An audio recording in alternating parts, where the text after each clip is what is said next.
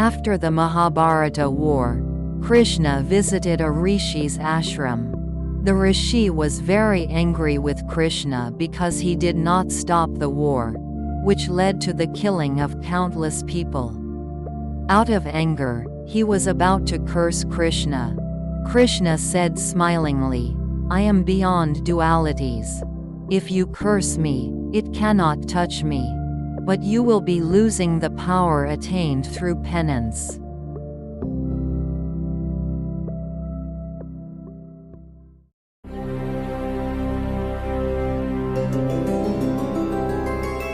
Govinda Hari Govinda Gokula Nandana Govinda Govinda Giri Govinda Shri Venkatesha Govinda Govinda Hari Govinda Gokula Nandana Govinda Govinda Giri Govinda Shri Venkatesha Govinda